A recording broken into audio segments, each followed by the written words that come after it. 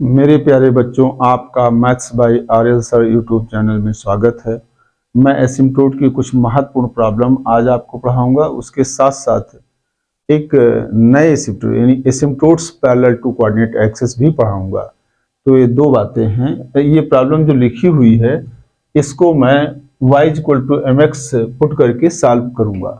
तो इस क्वेश्चन को देखिए बच्चों, इसका सोल्यूशन कैसे। सबसे पहले लिख लेंगे हम गिवन इक्वेशन ऑफ कर्व। जो इक्वेशन दी गई है उसको हम लिख लेते हैं x cube plus 2 x square y minus x y square minus 2 y cube plus 4 y square plus 2xy plus y minus 1 equal to 0। इसको नंबर 1 मान लेता हूं। अब मैं इसमें y equal to m x plus c put करूंगा। इसमें putting करेंगे। Putting y equal to m x plus c in above equation,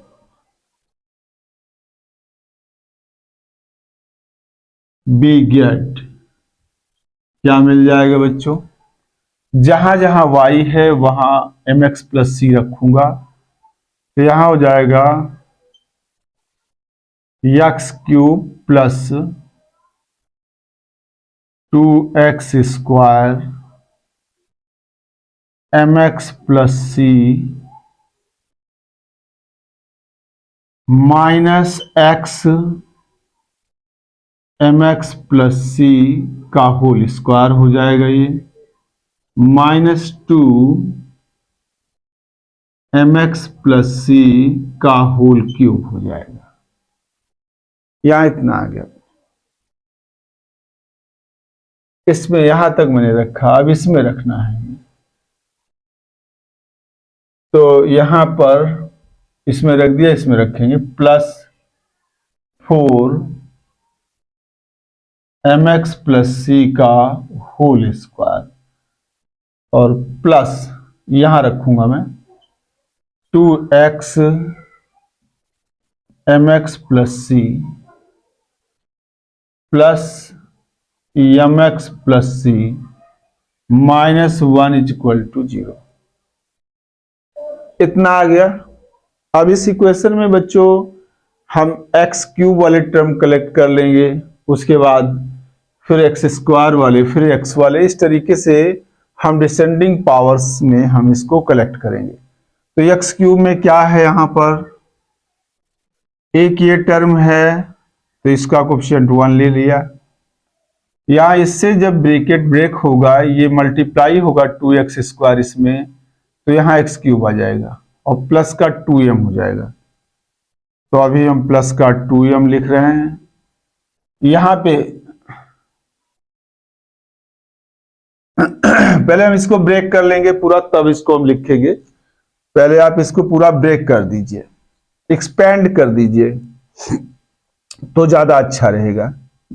तो ये आ जाएगा एक्स क्यूब प्लस, इसको अभी ऐसे रहने देते हैं हम, और plus 2x square M x plus C. इसको ब्रेक कर देते हैं a प्लस बी के होल स्क्वायर से, तो बाद में कलेक्ट करना आसान रहेगा।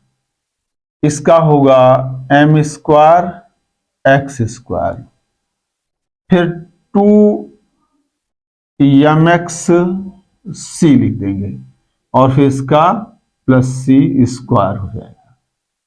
इसका होल स्क्वायर इतना लिख दिया मैंने। अब इसके बाद इसको ब्रेक करेंगे, ये वाला टर्म, इसको जब हम ब्रेक करेंगे इसको, तो यहां पर आपके पास -2 है, ये है -2 यहां पर, तो ये आ जाएगा, ये माइनस का है तो -2 और इसका a प्लस बी का होल क्यूब के हिसाब से इसको तोड़ देंगे। तो a प्लस बी का होल क्यूब ये होता है बच्चों, बहुत ही आसानी से इसको याद रखिए, a क्यूब और plus 3a square b plus 3a b square plus b cube, ये होता है। इसको हम इसी फार्मूले से ब्रेक कर देंगे। तो इसको जब हम ब्रेक करेंगे तो ये आएगा m क्यूब x क्यूब फिर plus 3m square x square c आ जाएगा इसके हिसाब से, plus 3m x c square आ जाएगा इसके हिसाब से, plus m cube c cube हो जाए, नहीं आपके पास c क्यूब हो जाएगा खाली यहां पर, ये c क्यूब, तो यहां पे आ जाएगा c क्यूब।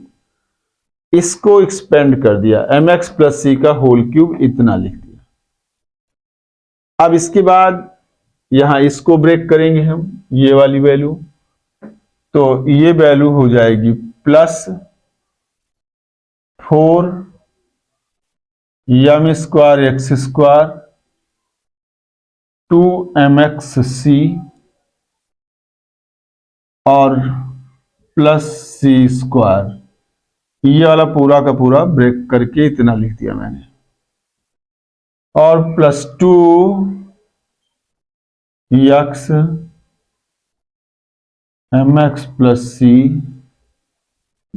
और plus mx plus c minus 1 is equal to 0। यहां आगे अब इसमें से हम एक्स क्यूब वाले टर्म कलेक्ट करेंगे। तो एक ये है, इसका कोफिशिएंट 1 है तो 1 लिख लिया मैंने, एक ये हो जाएगा इससे मल्टीप्लाई होगी, तो ये एक्स क्यूब होगा और इसका कोफिशिएंट होगा 2m, क्योंकि इससे गुणा हो जाएगा। एक ये हो जाएगा एक्स क्यूब, तो यहां आ जाएगा ये m स्क्वायर इसका, इसके बाद यहां पर आपके पास आ जाएगा एक्स क्यूब, यहां पे x cube minus 2m cube यहां पे आ गया, और ये एक्स क्यूब हो जाएगा। अब एक्स क्यूब का कोई भी टर्म नहीं बचा इन चारों के अलावा, सब जगह। अब इसके बाद हम सेकेंड क्या करेंगे, एक्स स्क्वायर वाला टर्म ढूंढेंगे। एक्स स्क्वायर वाले में ये है आपके पास, ये इसका मल्टीप्लाई होगा तो 2x स्क्वायर, तो ये हो जाएगा 2c, इसका काम खत्म हुआ। ये ब्रैकेट ब्रेक होगा यहां से, जब ये ब्रेक हो जाएगा तो यहां पर एक्स स्क्वायर आ जाएगा, तो ये माइनस 2, ये माइनस यहां पे जाएगा तो आपके पास माइनस 2mc हो जाएगा, यहां से एक्स स्क्वायर खत्म हो गया बच्चों। यहां से एक्स स्क्वायर यहां भी मिलेगा, तो यहां पे माइनस ये 6 हो जाएगा, 6m स्क्वायर c हो जाएगा, माइनस 6m स्क्वायर c आ जाएगा। उसके बाद यहां पर आ जाइए, प्लस का 4m स्क्वायर हो जाएगा, यहां पर आपके पास फिर एक्स स्क्वायर आ जाएगा, तो ये प्लस का 2m इतना आ जाएगा।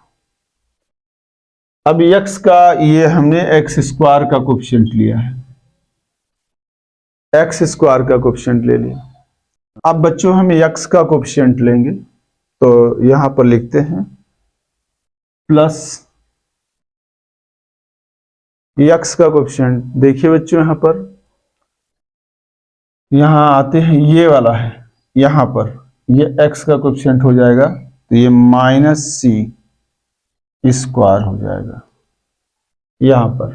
अब आगे चल के यहां पर एक्स का कोएफिशिएंट हो जाएगा, ये कितना हो जाएगा बच्चों, -6mc², यहां पर आ गया, ये एक्स का कोएफिशिएंट हो गया ये। इसके बाद बच्चों यहां पर आ जाइए, यहां पर +8mc, उसके बाद यहां पर आ जाइए, यहां पर +2c, ये एक्स का कोएफिशिएंट हो गया, प्लस यहां पर आ जाइए +m हो जाएगा बच्चों। एक्स का कोएफिशिएंट इतना मिल गया। अब इसके बाद हम कांस्टेंट टर्म ले लेंगे। यहां पे कुछ बचा नहीं, बचा, यहां पे बचा हुआ है, तो यहां पे -2c³ हो जाएगा। और यहां पर देखिए, यहां पे आ जाएगा, इसके बाद -2c³ के बाद ये वाला, ये होगा कांस्टेंट टर्म, तो प्लस का 4c² हो जाएगा। और यहां पे देखिए बच्चों, ये आपके पास ये एक्स वाला हम ले चुके हैं, यहां पे ये कांस्टेंट टर्म है, इसका क्या, +c -1 = 0। इसे हम इक्वेशन सेकेंड मान लेते हैं।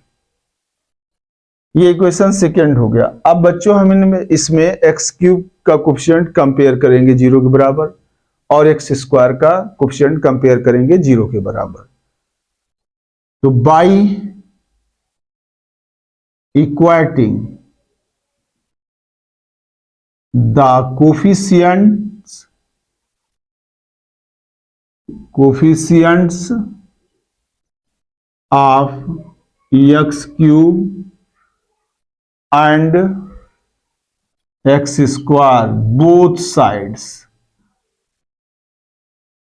तो x³ का कोएफिशिएंट इधर इतना है और इस साइड में 0 है। बी गेट क्या मिल जाएगा बच्चों, यहां पे मिलेगा 1 + 2m - m² -m³ = 0। इसे नंबर थर्ड मान लेते हैं बच्चों। और यहां ये x² का कोएफिशिएंट इतना सा है, एंड ये है आपके पास 2c - 2mc -6m²c, ये +4m² +2m = 0। 2c - 2mc -6m²c +4m² +2m = 0। यहां से आगे, यहां पर आपके पास, यहां से c का मान हम कलेक्ट कर सकते हैं। तो c यहां लिखा हुआ है, ये यहां c लिखा हुआ है, और इसको हम थोड़ा सा रीअरेंज कर लेते हैं, तो ये हो जाएगा, इसको हम उधर ले जाएंगे, यानी कि 6m² प्लस का 2mc माइनस का 2c = 4m² प्लस 2m, ये आपका मिल गया। इसको इधर ले गए तो 6m² plus 2mc minus 2c = 0। यहां से c का मान आप निकाल लीजिए। देखिए c का मान कितना आता है, यहां पर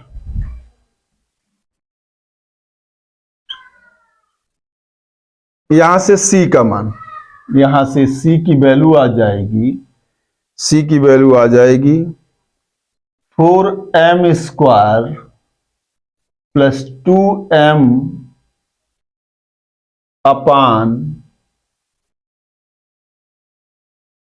4m² प्लस 2m अपान 6m² प्लस 2mc, m रहेगा -2, c बाहर ले ही चुके हैं हम, तो यहां से c का मान निकालेंगे 6m² प्लस 2m -2, ये c की वैल्यू आ गई।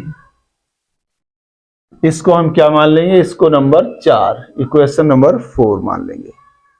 अब सबसे पहला काम है बच्चों, यहां से m की वैल्यूज निकालना, जितनी रियल वैल्यूज उतने रियल एसिम्पटोट्स। यहां लिखेंगे फ्रॉम इक्वेशन 3 वी हैव, क्या मिल जाएगा आपके पास 1 प्लस 2m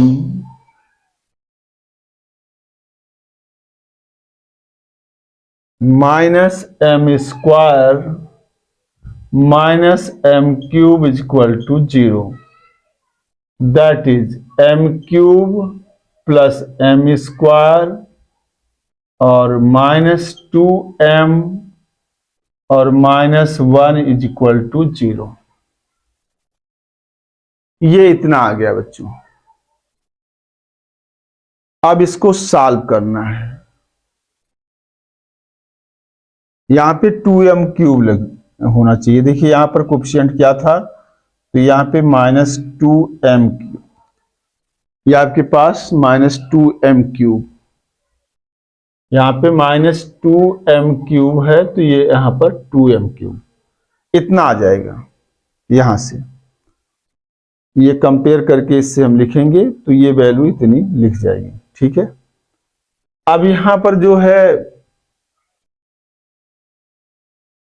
आराम से इसको सॉल्व करते हैं। कितना हो जाएगा, m² बाहर ले लीजिए, 2m plus 1 -1 2m minus plus 1 हो जाएगा, और यहां पे 2m प्लस 1 इंटू m² -1, ये वैल्यू इज इक्वल टू 0। तो यहां से m की वैल्यू आ जाएगी 1 -1 -1/2, ये m की वैल्यूज आ जाएंगी यहां पर। अब यहां से इसको सॉल्व करना है, m की वैल्यूज मिल गई आपके पास। इसके बाद m की वैल्यूज के लिए आपको c की वैल्यूज निकालनी होंगी बच्चों। तो यहां पे क्या होगा, when m is equal to 1 then from 4, इससे निकालेंगे c is equal to आपके पास आ जाएगा 4 + 2 अपान 6 + 2 - 2, यानी 6/6 इज इक्वल टू 1। कैंसिल कर दिया, c का मान आ गया 1। सो 1 asymptote and 1 asymptote will be, क्या हो जाएगा बच्चों, y is equal to mx plus c, यानी 1 × x + 1, ये आ गया y is equal to x + 1। ये इसका एक एसिम्पटोट निकल आया। इसके बाद अब दूसरा एसिम्पटोट बच्चों निकालेंगे इसी की वैल्यू से। देखिए आप यहां पर, यहां m इज इक्वल टू क्या है, -1। When m is equal to -1 then from 4 -1 रखेंगे तो c is equal to 4 - 2 upon 6 - 2 - 2 is equal to 2/2 is equal to 1 आया। सो सेकेंड एसिम्पटोट क्या हो जाएगा, सेकेंड एसिम्पटोट इसका कितना मिल जाएगा बच्चों, will be y is equal to क्या लिखेंगे, -1 into x plus 1, that is y is equal to -x+1। इसका सेकेंड एसिम्पटोट ये मिल जाएगा। अब इसके बाद हमें क्या करना है, अगला एसिम्पटोट निकालना है। अगला एसिम्पटोट इस वैल्यू की वजह से मिलेगा, तो क्या होगा यहां, when m is equal to -1/2, then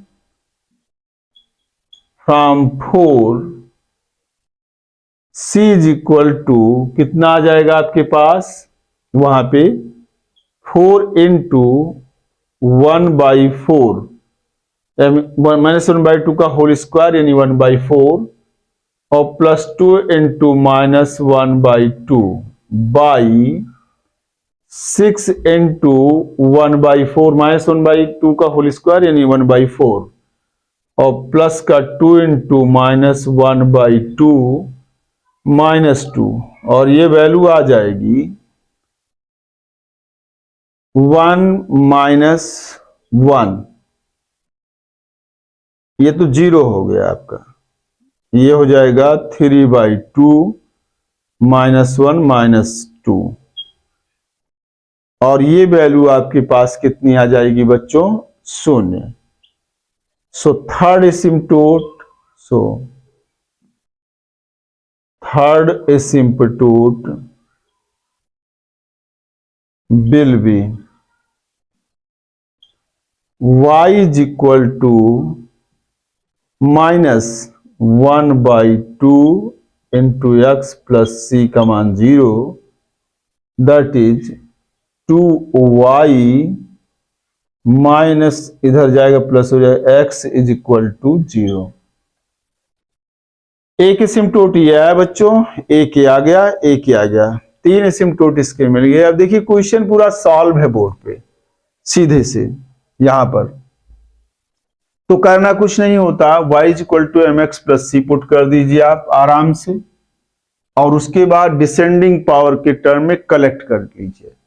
देखिए x³ और इसके बाद x², इसके बाद आपका x आता है, और उसके बाद कांस्टेंट टर्म आता है। थोड़ा यहां पर आपको कैलकुलेशन में ध्यान देना पड़ता है, क्योंकि बच्चों अगर थोड़ी सी भी गलती अगर कहीं पर हो गई माइनस प्लस की, या कोई डिजिट आप भूल गए किसी समय, तो फिर अगर ध्यान नहीं आया कहीं, तो फिर आप ये मान लीजिए कि क्वेश्चन फिर नहीं लग पाएगा, गलत हो जाएगा। इसलिए कॉन्फिडेंस बनाए रहिए, और ये सरल सा प्रश्न होता है, इसमें कोई समस्या नहीं होती है। और कंपेयर करके आप इससे m की वैल्यू निकाल लेते हैं। जितने रियल मान m के आते हैं, कितने रियल मान आए थे, 3 रियल वैल्यूज आई थी m की, तो हमें 3 रियल एसिम्पटोट आपके सामने देखिए, पहला एसिम्पटोट ये मिल गया था, दूसरा ये मिल गया, तीसरा ये मिल गया, तो इस तरीके से हो जाता है। हाँ, अब इसके बाद पैरेलल एसिम्पटोट आते हैं, तो अब इसके बाद मैं जो क्वेश्चन बताऊंगा उसमें थोड़ा सा क्वेश्चन अलग टाइप से होगा और थोड़ा चेंज होगा, तो आप उस महत्वपूर्ण प्रश्न, बच्चों ये आपका दूसरा प्रश्न मैंने लिख लिया, इसको मैं आपको सॉल्व कराऊंगा। देखिए इसमें कैसे होता है ये, तो इसका solution, given equation of curve is, अब ये जो दिया गया इक्वेशन है इसको मैं लिख लेता हूं यहां पर, x² minus xy² minus y³ minus 3x minus y minus 1 equal to 0।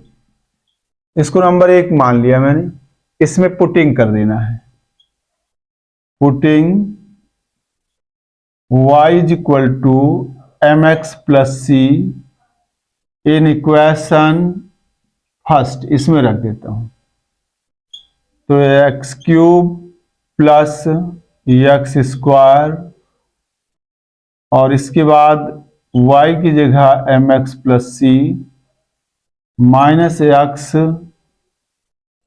mx plus सी का whole square minus mx plus सी का whole cube minus minus 3x minus mx plus C minus 1 equal to 0। इसे number नहीं, अभी इसे कुछ नहीं मानेंगे। अब इसको फिर सॉल्व करेंगे आगे, इसको एक्सपेंड करेंगे हम। X cube plus X square M x plus C, इस वाले को a माइनस बी के होल स्क्वायर के फॉर्मूले से ब्रेक करूंगा तो क्या होगा, ये हो जाएगा M square x square plus 2mx plus सी स्क्वायर हो जाएगा। ये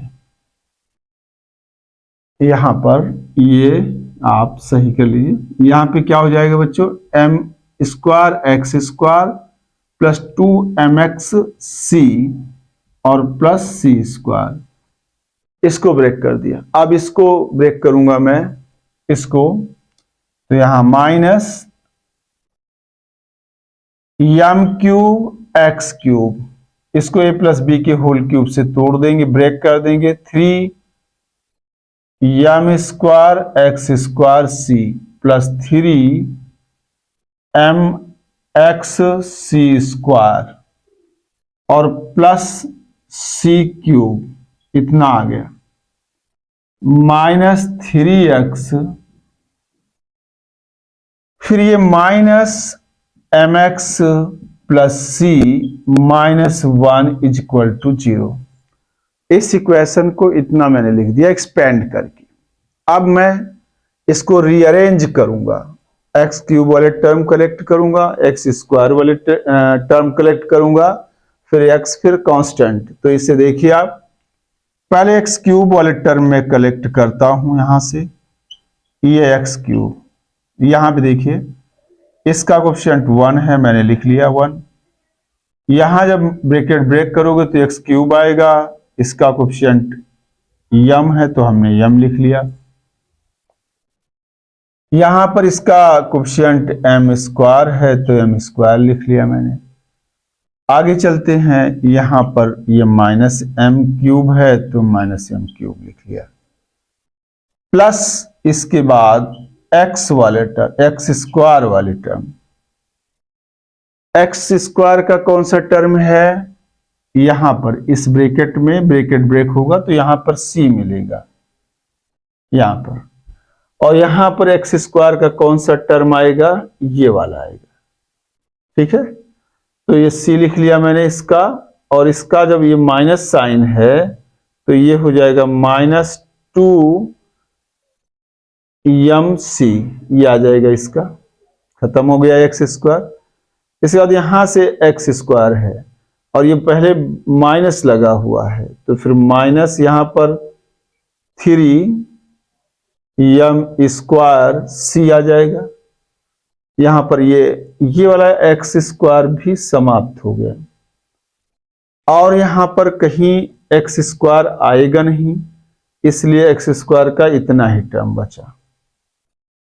अब इसके बाद प्लस, अब एक्स वाले टर्म कलेक्ट करेंगे।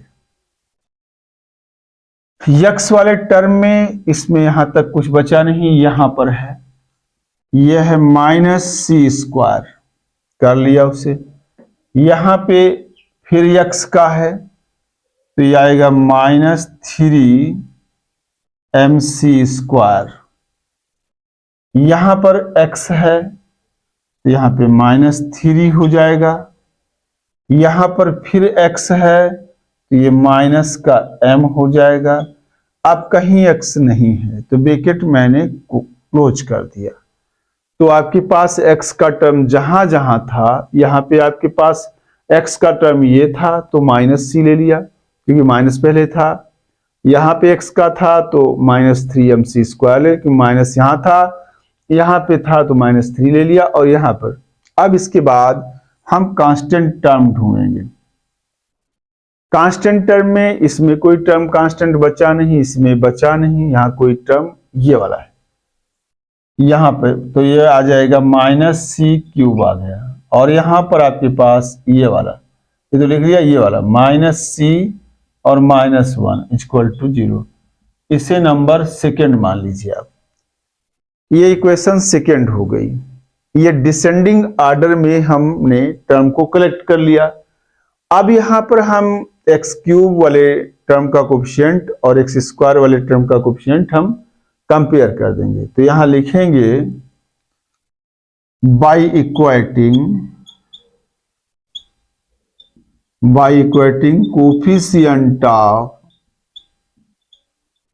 Coefficients of x cube and x square both sides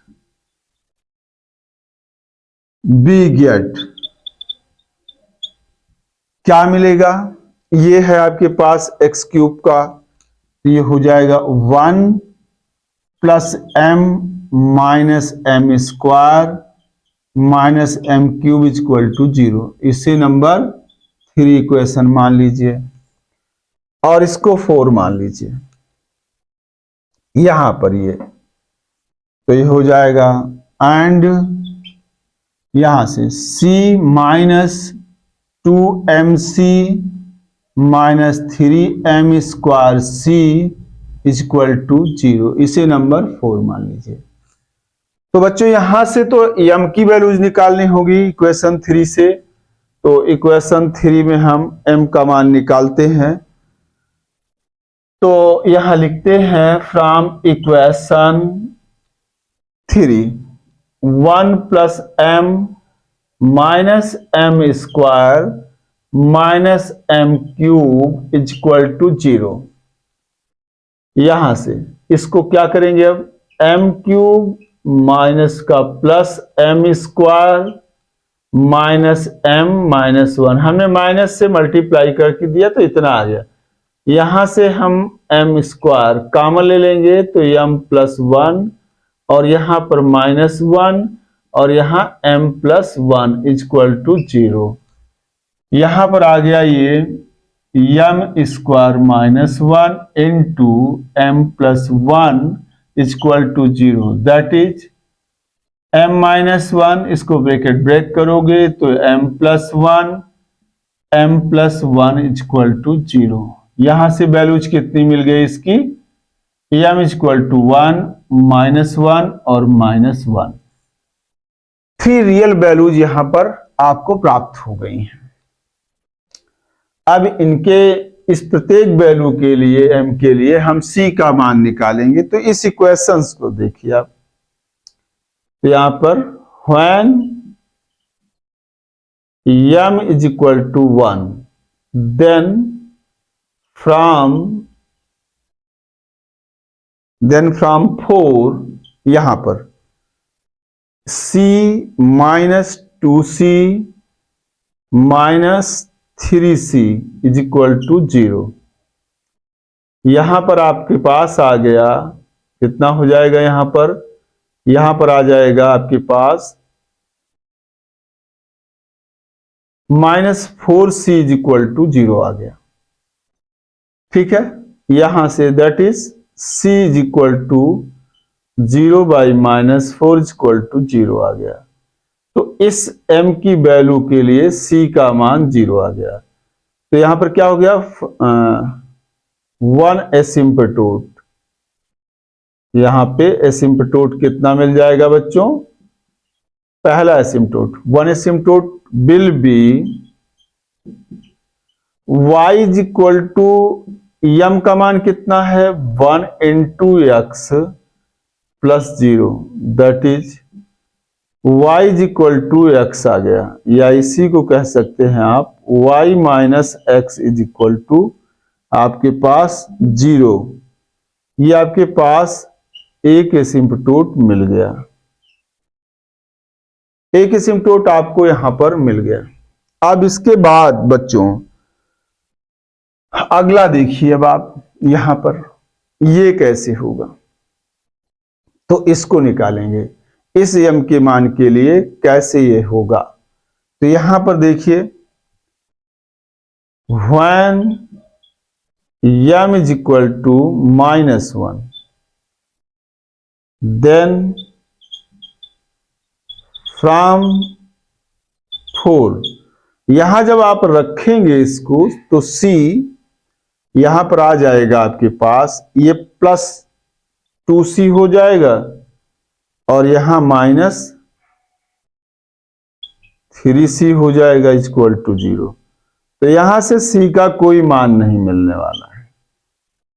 और यूं कह लीजिए कि अगर आप इसको दूसरे ढंग से समझें तो यहां पर एक कार्य हो सकता है। क्या? यहां पर c into 1 plus 2 minus 3 is equal to 0। तो c into 0 is equal to 0। तो यहां से c का मान आ जाएगा 0/0, अनडिफाइंड हो गया। तो इसका मतलब हो गया यहां पर c का मान इक्वेशन 4 से नहीं निकाल पाओगे। इसके लिए अब ये किसको कंपेयर करके आया था? ये सेकेंड डिग्री टर्म को।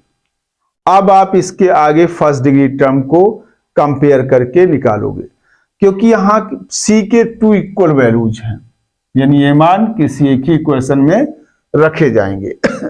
लेकिन यहां पर c का तो एक ही मान मिलता और वो भी इस तरीके आ गया। इसलिए इस here for m is equal to -1 that is for 2 equal values, that is for 2 equal values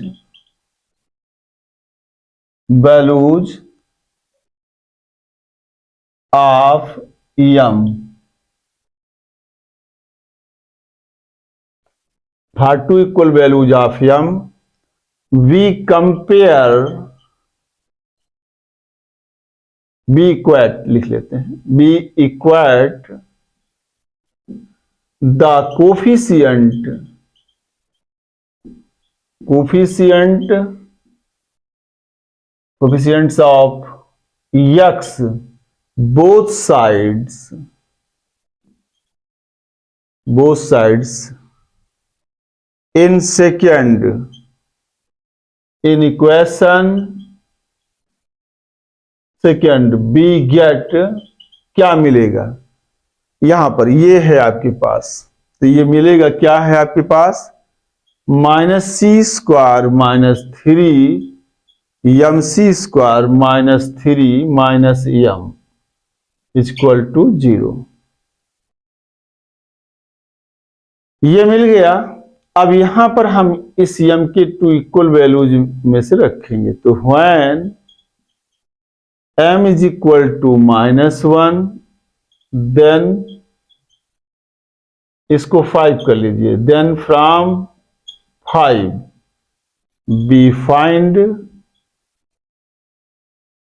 क्या मिल जाएगा? -c² और ये प्लस का 3c²। यहां देखिए m की जगह -1, तो ये आ जाएगा -3 और यहां पर +1 इक्वल टू 0। ये कितना आया? 2c² - 2 equal to 0, that is आपके पास आ गया c² equal to 1, that is c is equal to +-1, that is c is equal to 1 और -1। ये आ गया। अब m के इन वैल्यूज के लिए c के ये मान आए, तो एक बार इसको हम ले लेंगे इसके साथ। तो टू एसिम्पटोट्स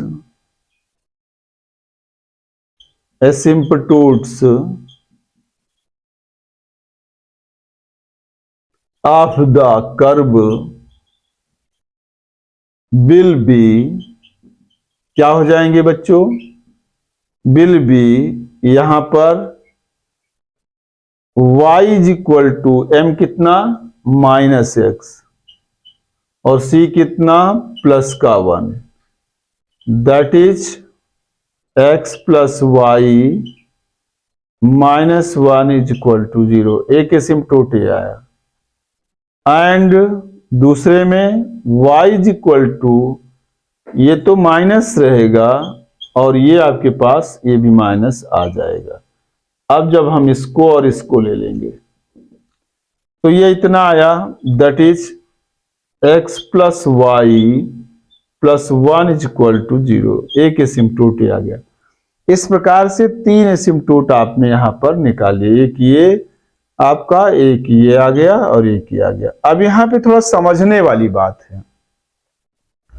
देखिए यहां पर जब m के दो मान बराबर आ जाएं तो जाहिर सी बात है इसके लिए जो c का मान निकलेगा वो सेकेंड डिग्री इक्वेशन होना चाहिए c में, और यहां पर ये सेकेंड डिग्री का इक्वेशन नहीं था, इसलिए इससे हम इस इक्वल वैल्यूज को वैसे भी नहीं निकाल पाती। तो यहां पर हमें इसके आगे वाले टर्म को कंपेयर करना पड़ा, यानी एक्स स्क्वायर की, पहले तो जितने प्रश्न इसके पहले बताया हमने एक्स क्यूब और एक्स स्क्वायर से काम चल गया था, लेकिन जब यहां पर आपके पास ये इक्वेशन आया लेकिन m की 2 इक्वल वैल्यूज आ गई तो यहीं पर पता लग गया था। आप समझ जाइए, जान लीजिए कि आप इससे नहीं सॉल्व कर पाएंगे, इससे वैल्यू इसकी नहीं आ पाएगी, ठीक है, क्योंकि दोनों मान समान हैं, तो इससे तो c का मान एक ही मिलेगा। तो यहां पर आपके पास ये प्रोसेस होता है कि आप अगले टर्म को, अगला जो पावर का है, यानी सेकेंड, थर्ड और सेकेंड का कंपेयर किया तो सेकेंड से नहीं आ रहा तो उसके आगे वाले फर्स्ट वाले को कंपेयर कर देंगे 0 के बराबर, और फिर हम उसी की मदद से c की वैल्यूज निकाल लेंगे, वैल्यू 1 रख देंगे इसमें और c के दो मान मिल जाएंगे। इन दोनों में से किसी एक को उसके रिस्पेक्ट में ले लीजिए और सॉल्व कर लीजिए, हो जाएगा। तो ये दोनों एसिम्पटोट पैरेलल एसिम्पटोट हैं। देखिए आप, ये these asymptotes are parallel with each other हैं, ये asymptote parallel with each other हैं। यहां पे जब भी m की 2 इक्वल वैल्यू जाएंगी तो 2 पैरेलल एसिम्पटोट्स होंगे जो आपस में होंगे। इसके बाद में अगला जो टॉपिक होगा asymptote parallel to the coordinate axis, वो हम आपको इसके बाद वाले लेक्चर में बताएंगे। यहां पर आपको हमने ये बता दिया कि अगर 2 इक्वल वैल्यू जाती हैं तो ये asymptote parallel with each other हैं, not parallel to x and y axis हैं। तो ये क्वेश्चन कंप्लीट हो गया इस तरीके से। और थोड़ा ध्यान दीजिए यहाँ पर कैलकुलेशन करते समय, क्योंकि यहाँ पर थोड़ी सी मिस्टेक होगी तो आपकी पूरी मेहनत बेकार जाएगी। तो कैलकुलेशन करते समय आप अपने माइंड को कंसंट्रेट रखिए, और बहुत आसान होता है, कुछ इसमें दिक्कत नहीं हो सकती है, तो बड़ी आसानी से सवाल हो जाता है, कोई समस्या नहीं है। तो बच्चों अगले लेक्चर में आपको मैं अगले प्रोसेस पे कार्य करूंगा और अगले टाइप के क्वेश्चन आपको बताऊंगा। धन्यवाद।